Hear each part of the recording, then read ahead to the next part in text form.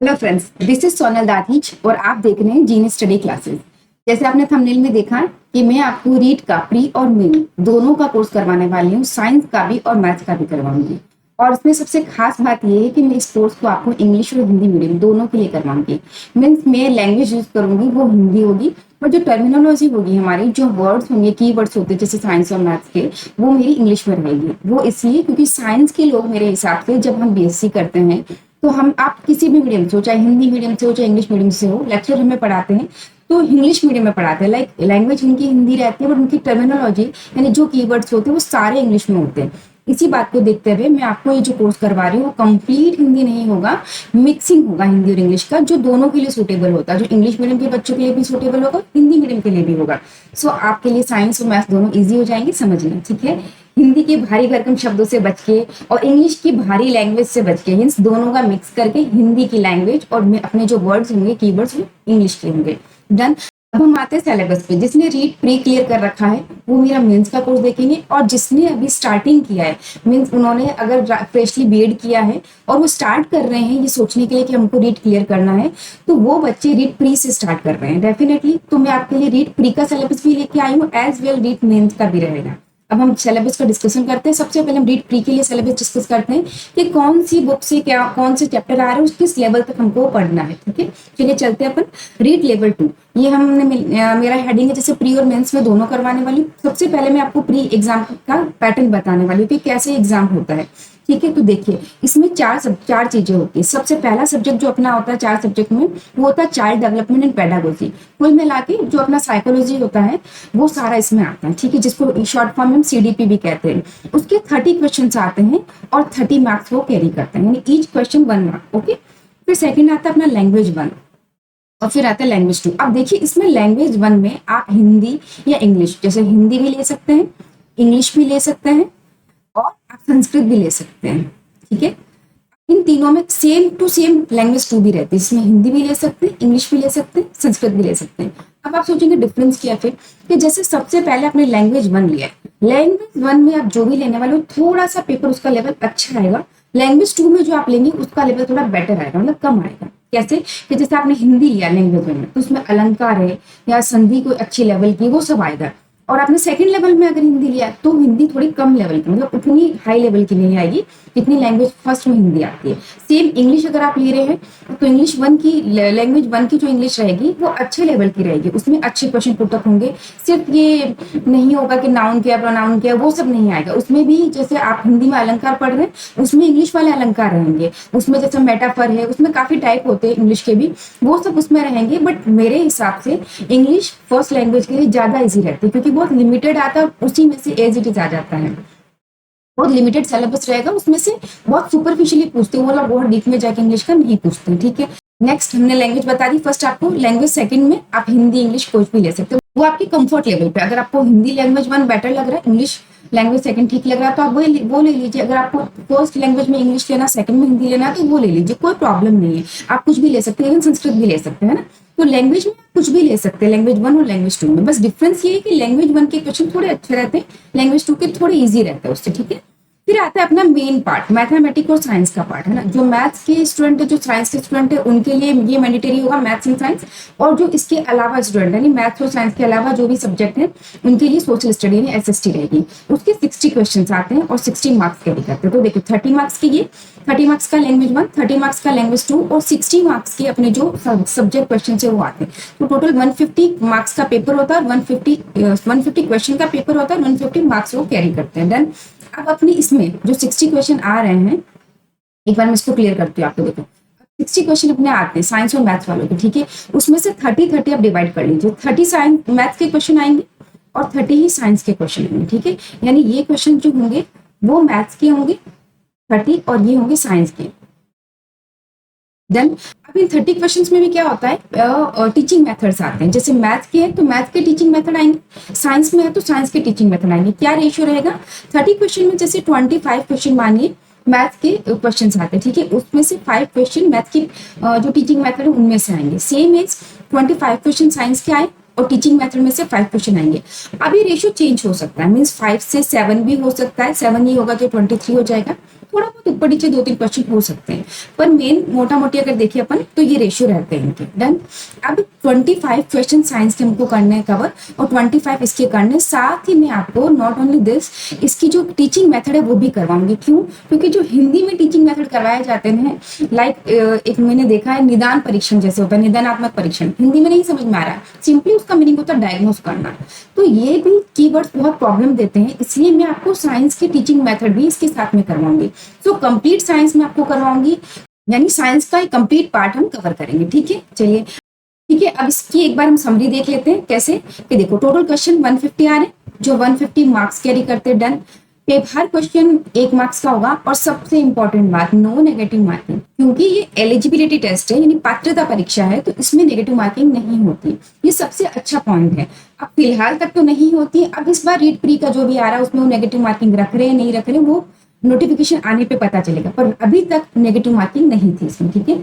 फिर एग्जाम का जो टाइम है वो 2 घंटे 30 मिनट का होता है, मीन्स 150 मिनट टोटल।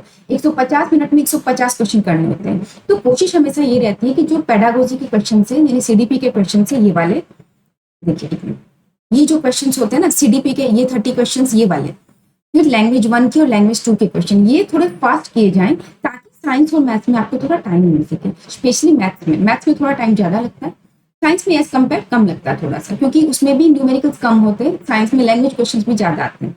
देन तो आपकी कोशिश ये रहनी चाहिए कि आप इन तीनों को थोड़ा फास्टली अटेंड करें, फास्ट, उसके बाद ये उसके लिए थोड़ा टाइम बचाए। तो आपको टाइम मैनेजमेंट भी सीखना होगा। देन अब हम चलते हैं साइंस के सिलेबस पे। चलिए, अब ये है रीड प्री सिलेबस लेवल 2 का साइंस का। देखिए, मैंने इस वीडियो में सिर्फ रीड प्री का सिलेबस डिस्कस किया है, बट इसमें मैं आपको ये भी बताऊंगी कि मेंस के कौन कौन से टॉपिक है, क्योंकि मेंस के और प्री के टॉपिक दोनों काफी सिमिलर है, काफी जगह पे एज इट इज टॉपिक है। तो हम जब वो टॉपिक प्री में करेंगे तो वो मेंस के हिसाब से ही करेंगे। देखिए, आप अगर रीड प्री दे रहे हैं तो आप यही सोच के दे रहे कि आप इसमें सेलेक्ट होंगे फिर आपको मेंस देना है, ये सोच के तो नहीं दे रहे कि प्री दे लेते हैं, एक बार सेलेक्ट हो जाएंगे फिर मेंस का देखेंगे, ऐसा नहीं होता है। आपको कॉन्फिडेंस होना चाहिए कि आप प्री दे रहे हैं तो आप डेफिनेटली इसमें सेलेक्ट है, और आपको मेंस की तैयारी भी करनी है, तो आप उसको साथ में लेके चलने वाले हो। तो अब इसमें फिलहाल इसमें मैं आपको ये भी बताऊंगी कि मेंस में कौन कौन से टॉपिक है, यानी प्री और मेंस के कॉमन टॉपिक भी मैं आपको बताऊंगी, जिसकी तैयारी आपको ज्यादा बेटर करनी है। कुछ टॉपिक ऐसे जो सिर्फ प्री में है, पर कुछ टॉपिक ऐसे जो प्री और मेंस दोनों में सेम टू सेम है, तो हम वो भी डिस्कस करेंगे। ठीक है, फिलहाल यहाँ पे आज मैं आपको रीड प्री का सिलेबस डिस्कस कर रही हूँ, एक अलग से मैं आपकी वीडियो लेके आऊंगी, उसमें मैं आपके रीड मेंस का सिलेबस भी डिस्कस करेंगे। ठीक है, फिलहाल आज हम इसमें देखते हैं, और ये भी साथ साथ देखेंगे कि रीड मेंस में कौन से जिसको हम स्ट्रांगली हमको करना है। देखिए, सबसे फर्स्ट ये है जो living and non living organism जो अपने होते हैं उसके लिए इंट्रोडक्शन है, डिफरेंस और कैरेक्टरिस्टिक्स है। आई थिंक बहुत ही बेसिक है, क्लास 6 का चैप्टर है, 6 एनसीईआरटी में दिया हुआ है, बहुत बेसिक है, इसमें ज्यादा टाइम लगाने की या ज्यादा हमको अपनी एनर्जी लगाने की जरूरत नहीं है, बहुत सिंपली एक दिन में हो जाएगा। ठीक है, नेक्स्ट चलते अपन, ये रीड प्री में ही मेंस में नहीं है। नेक्स्ट चलते अपन, नेक्स्ट है micro organism, bacteria, virus and fungi, beneficial and harmful effect इसके वो देखने, वो ये क्लास 8 का चैप्टर है, और हमको एज इट इज क्लास 8 में दिया हुआ है, जिसमें बैक्टीरिया, वायरस, फंगाई, उसके बेनिफिशियल और हार्मफुल इफेक्ट दिए हुए हमको करने। अगेन एक दिन की क्लास होगी, ज्यादा से ज्यादा 2 दिन ले लो। ठीक है, नेक्स्ट चलते हैं, नेक्स्ट है living being, different type of parts of plant. ठीक है, यानी ये हमको प्लांट के रिगार्डिंग उसके डिफरेंट पार्ट और उसके टाइप्स करने, ये क्लास 6 में दिया हुआ है एनसीईआरटी में। न्यूट्रिशन इन प्लांट ये क्लास 7 में दिया हुआ है। ठीक है, रेस्पिरेशन भी क्लास 7 में और एक्सक्रीशन भी क्लास 7 में, यानी ये तीनों न्यूट्रिशन, एक्सक्रीशन और रेस्पिरेशन क्लास 7 की बुक से हमको करना है, ये तीनों पार्ट्स उसमें दिए हुए।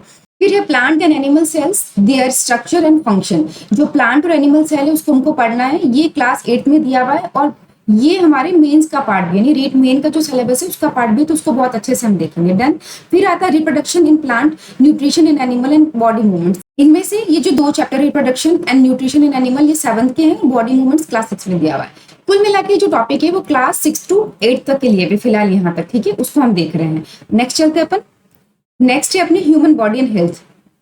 इसमें है disease spread by micro organism, जिसमें tuberculosis, measles, diphtheria, cholera and typhoid, ये हमारे इन्होंने पर्टिकुलर डिजीज के नाम दे दिए, मतलब इन्हीं डिजीज पे हमको फोकस करना है, उसके अलावा के डिजीज पे फोकस नहीं करना है।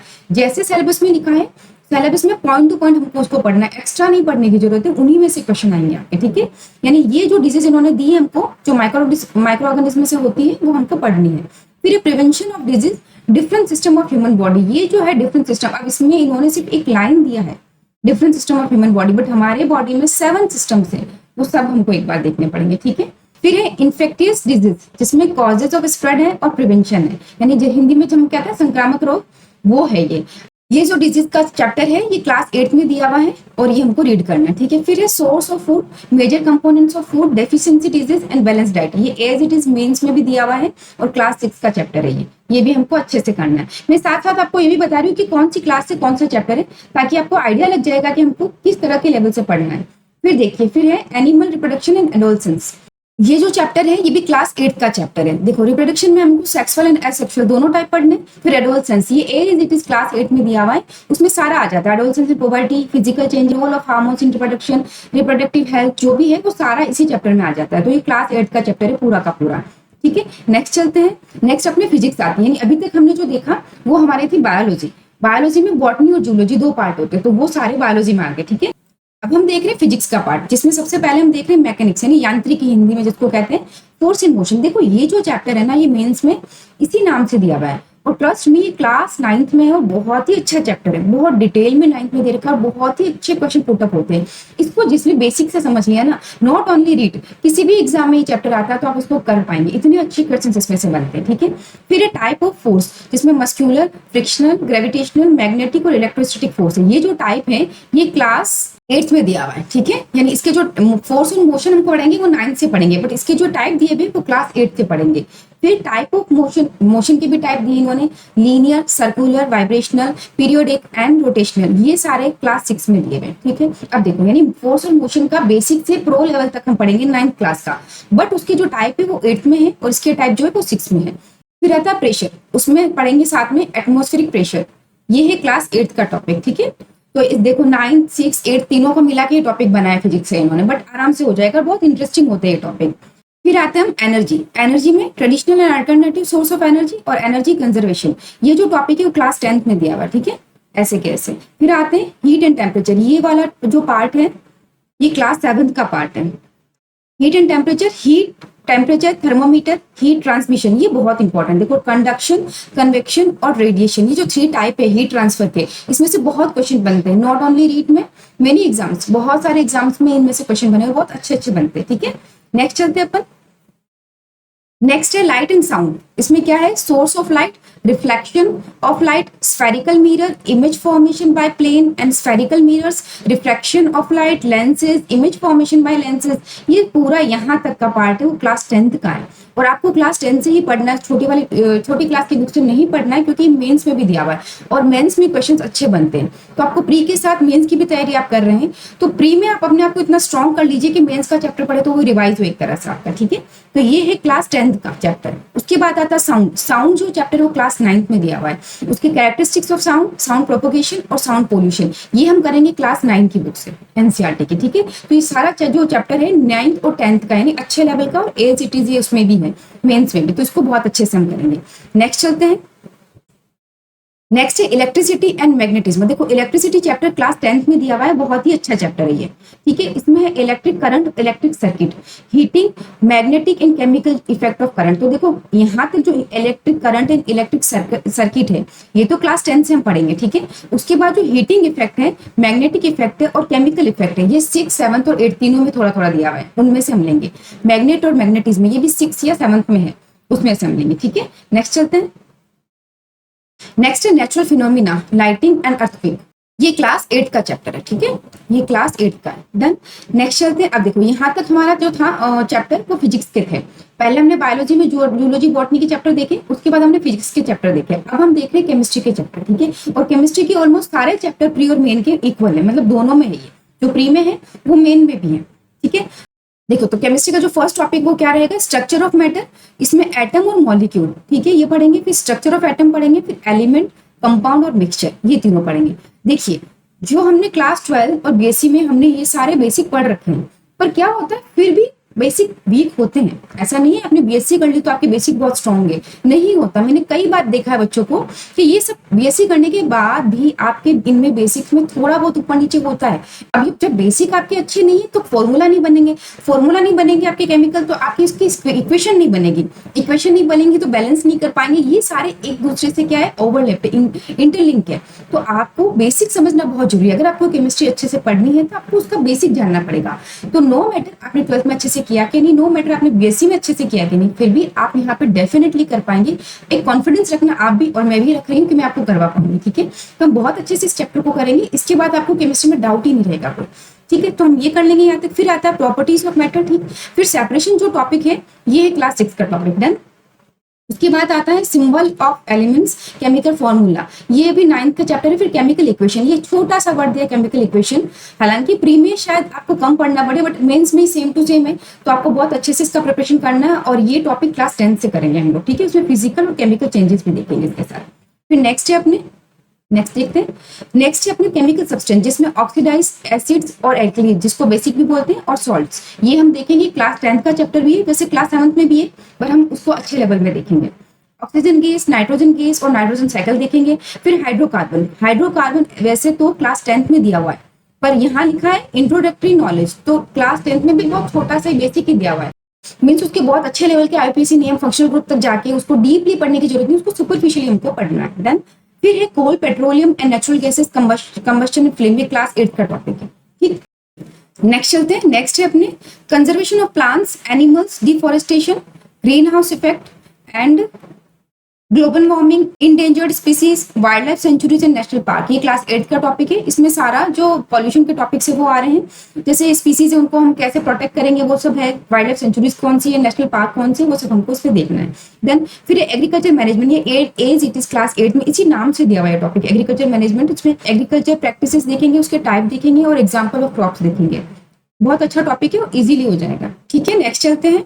नेक्स्ट है अपना nature and structure of science, जिसमें नेचर ऑफ साइंस के एम और ऑब्जेक्टिव देखेंगे, नेचुरल रिसोर्सेज देखेंगे, environment, pollution control, biodiversity, adaptation, waste management, ये 6 से लेकर 8 तक का कंबाइंड टॉपिक है, यानी कुछ टॉपिक 6 में, कुछ 7th में, कुछ 8th में है, उसको मिला के हम देखेंगे।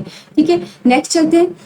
नेक्स्ट अब आपके आगे है टीचिंग मेथड वाला टॉपिक है ना। देखिए अब ये जो है उसमें आपको क्या देखना है, उसमें देखना है अंडरस्टैंडिंग ऑफ साइंस, यानी विज्ञान को समझना है, मेथड्स हमको यानी साइंस टीचिंग के मेथड्स हमको देखने हैं, इनोवेशन कौन कौन से इसमें है वो देखने हैं, टेक्स्ट मटेरियल और एड्स यानी टीचिंग एड्स आपने यूज लिए होंगे बीएड में पढ़ाते टाइम, सीखते टाइम, वो देखने हैं हमको, इवोल्यूशन कैसे करते हैं वो देखने, प्रॉब्लम ऑफ टीचिंग देखना है और रिमेडियल टीचिंग हमको देखना है। ये सारे जो पार्ट है वो टीचिंग मेथड वाला पार्ट है, यानी जिसके 5 क्वेश्चन हमारे इसमें आते हैं वो हमको देखना है। तो ये आपके रीड प्री का सिलेबस था, बहुत अच्छे से हमने इसको समझा और 1 बाय 1 इसके चैप्टर्स हम करेंगे और इसकी क्लासेस बहुत जल्दी आने वाली है। ये तो हो गया सिलेबस की बात। अब एक नेक्स्ट बात जो है, ये मैं कंफ्यूजन में हूँ कि मुझे क्या हिंदी और इंग्लिश दोनों की टर्मिनोलॉजी काम लेनी है या सिर्फ इंग्लिश की ही काम लेनी है। तो जो व्यूअर्स है, जो आप लोग देख रहे हैं, वो मुझे कमेंट करके बताइए कि आप किस में कंफर्टेबल हैं। आप कंफर्टेबल है कि मैं दोनों लैंग्वेज यूज लूँ, मीन्स जो जैसे ऑक्सीडेशन में पढ़ा रही हूँ तो हिंदी में उसको ऑक्सीकरण कह रहे हैं, तो क्या मैं दोनों वर्ड काम लूँ या सिर्फ इंग्लिश में आप कंफर्टेबल है। मैं चाहती हूँ कि मेरे जो वीडियो देखे वो हिंदी और इंग्लिश मीडियम के दोनों बच्चे कंफर्टेबल हो, वो दोनों लोग उनको देख पाए। एक्चुअली होता क्या है कि कुछ बच्चे ऐसे होते हैं जो 12th तक का उनका हिंदी मीडियम होता है, ठीक है, और उसके बाद वो शिफ्ट होते हैं इंग्लिश मीडियम में, क्योंकि मोस्टली बीएससी एमएससी जब आप करते हैं तो आपको इंग्लिश मीडियम में ही पढ़ाई जाती है, हिंदी मीडियम में नहीं मिलती है। हो सकता कहीं पे हो, बहुत रेयर केसेस में होता है, हर जगह अधिकतर क्या होता है इंग्लिश मीडियम मिलती है। अब होता क्या है कि हमें लैंग्वेज तो हिंदी पसंद है, हम हिंदी में ऑफ कोर्स हम कंफर्टेबल हिंदी में है, दूसरों की क्यों बात करें, मेरी ही बात कीजिए। I am 12th in Hindi medium, मैं हिंदी मीडियम में 12th हूँ, बट मेरा बीएससी और एमएससी इन केमिस्ट्री हूँ जिसमें मेरा दोनों इंग्लिश मीडियम में हुआ है। बीएससी में जब मैंने एंट्री ली थी तो मैंने मीडियम अपना हिंदी रखा था, बट प्रॉब्लम क्या हुआ था कि जो लेक्चर आके पढ़ा रहे हैं वो इंग्लिश में ही पढ़ा रहे हैं, यूज क्या कर रहे हैं वो इंग्लिश टू इंग्लिश, उस वक्त तो हिंदी ही नहीं पढ़ा रहे थे हमको। फिर हमने थोड़ा उनको बोला तो उन्होंने टर्मिनोलॉजी उन्होंने इंग्लिश में शुरू की, लैंग्वेज थोड़ा हिंदी स्टार्ट किया उन्होंने। उससे हमको हुआ क्या कि हमें हिंदी की जगह हम इंग्लिश में शिफ्ट होने लगे। लाइक हमें आदत है हिंदी लैंग्वेज की, बट टर्मिनोलॉजी हम इंग्लिश में कंफर्टेबल है। तो मैं चाहती हूँ कि आप कमेंट करके मुझे बताएं कि आप किस में कंफर्टेबल हैं, सिर्फ इंग्लिश की टर्मिनोलॉजी यूज ली जाए या हमें दोनों, यानी जो वर्ड में बोल रही हूँ मुझे दोनों लैंग्वेज में बोलना चाहिए, ठीक है। आप कमेंट करेंगे, उसमें डिसाइड करूंगी कि मुझे पढ़ाना कैसा है, मुझे क्या मेथड से उसको अप्रोच करना है। जैसे आप देख ही रहे हो टीचिंग मेथड साइंस में पढ़ते हैं, यही टीचिंग मेथड एक तरह से कि किस मेथड में मैं आपको पढ़ाऊँ, किस अप्रोच से मैं आपको पढ़ाऊँ कि आपको ज्यादा समझ में आए, ठीक है। तो आज के लिए बस इतना ही, मिलते हैं अपनी अगली क्लास में। तब तक आप वीडियो को लाइक करें, ज्यादा से ज्यादा शेयर करें ताकि सबको इसका प्रॉफिट मिले। अगली क्लास में मिलते हैं, तब तक के लिए धन्यवाद, थैंक यू, बाय।